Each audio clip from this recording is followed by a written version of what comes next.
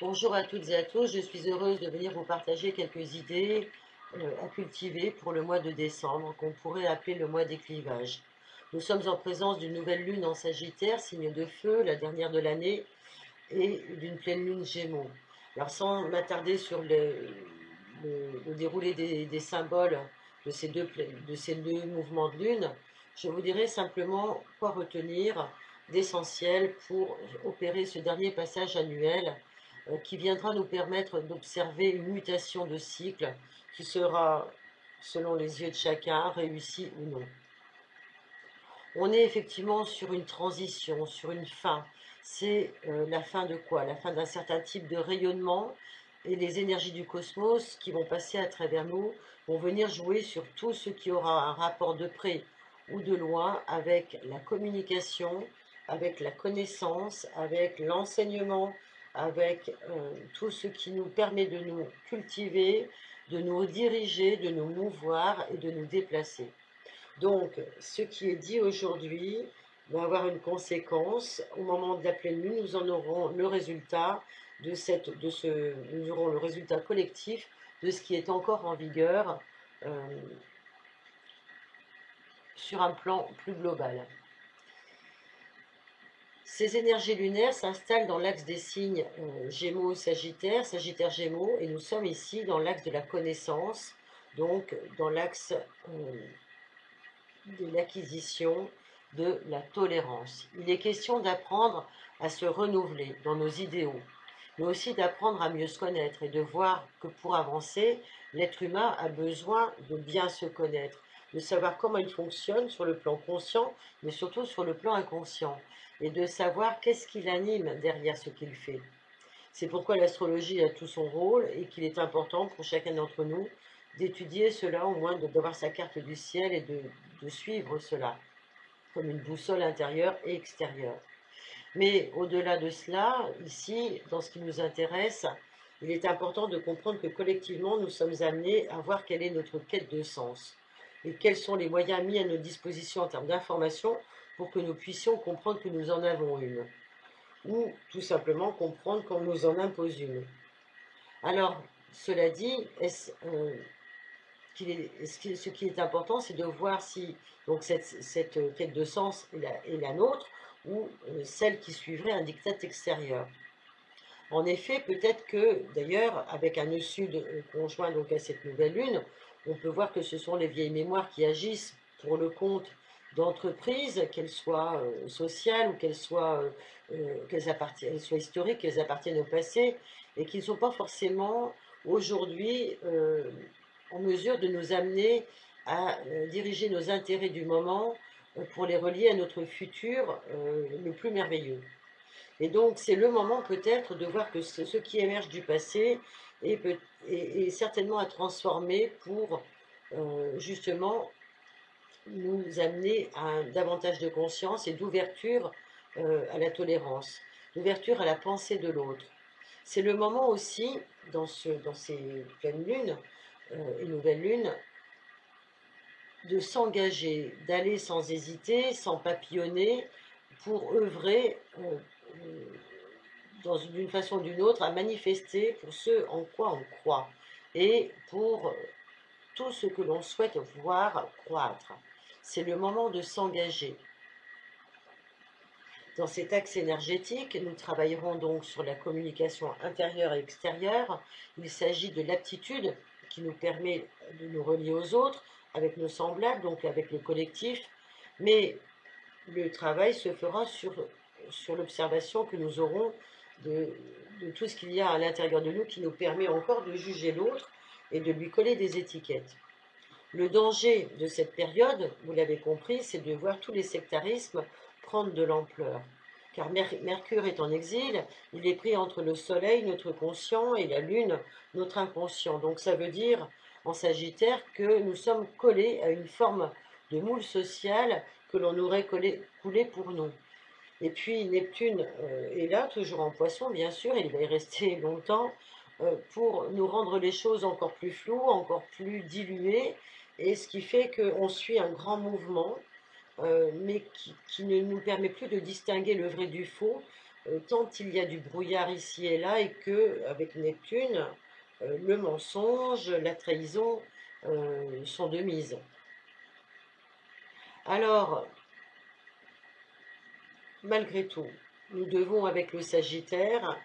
c'est cette initiation qui nous est demandée dans ce mois, nous devons avec la nouvelle lune en Sagittaire nous diriger vers quelque chose qui fera sens pour nous. Même si nous devons prendre les risques nécessaires pour naviguer, avec certainement uniquement comme seule arme la foi au ventre et un masque sur les yeux, mais nous aurons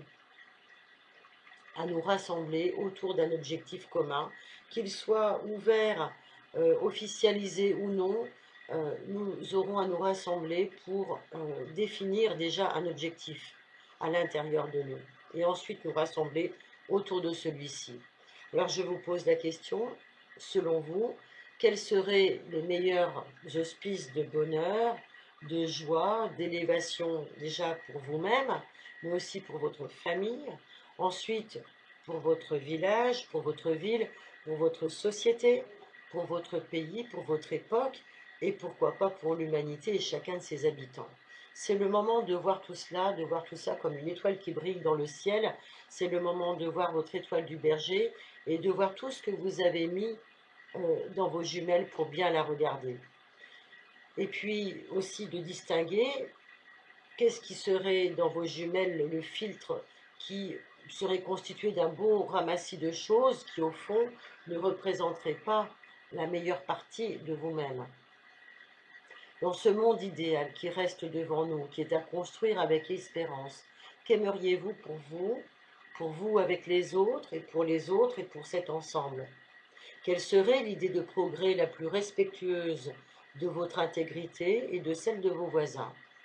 Cela pourra vous parler de toutes ces petites bonnes intentions dont vous êtes animés au quotidien et dont nous sommes tous pourvus, et surtout dans cette fin d'année. Mais ces intentions, je vous invite à ce qu'elles soient le plus souvent désintéressées, parce qu'elles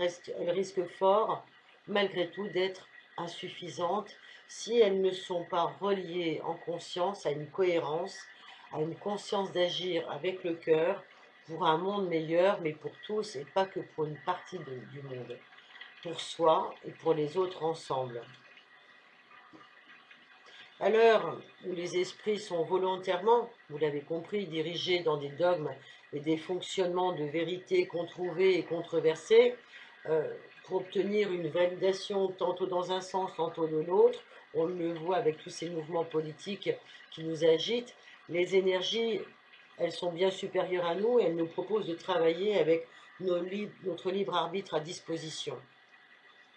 Elle nous invite à distinguer le vrai du faux, le faux du vrai,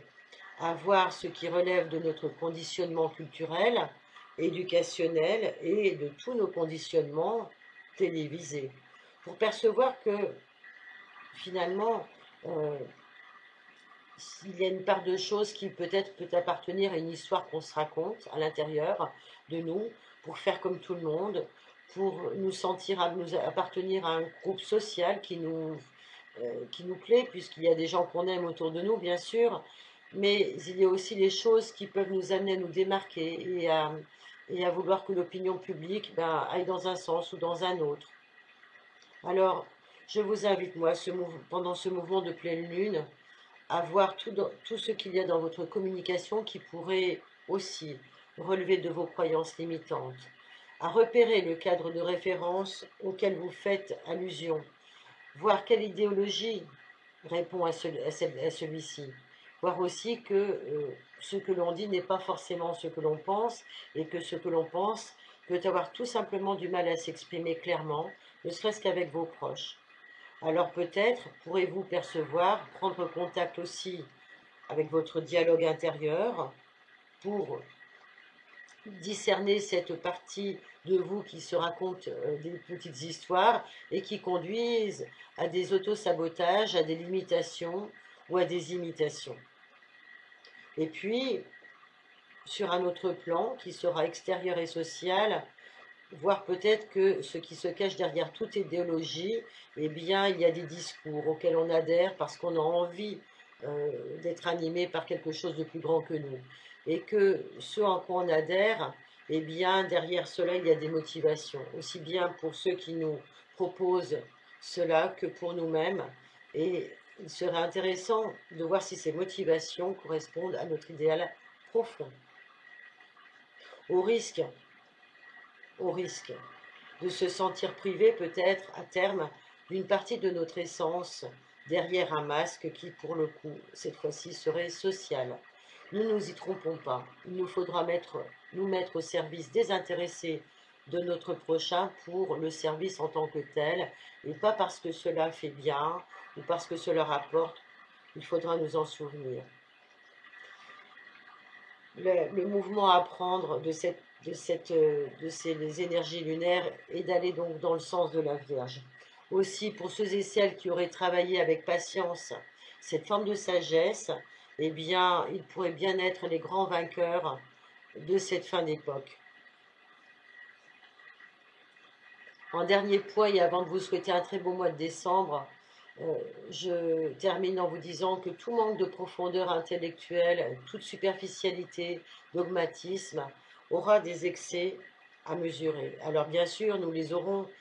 parce que rien ne sera parfait et lisse en quelques jours, et c'est en cela que nous verrons justement les excès d'idéalisation qui peuvent être déjà fomentés depuis très longtemps dans tous les dictats qui nous auront été imposés jusque-là, et ce d'une façon historique. Je vous souhaite à tous un très beau mois de décembre, de très belles fêtes. Peut-être aurai-je l'occasion de revenir vers vous pour d'autres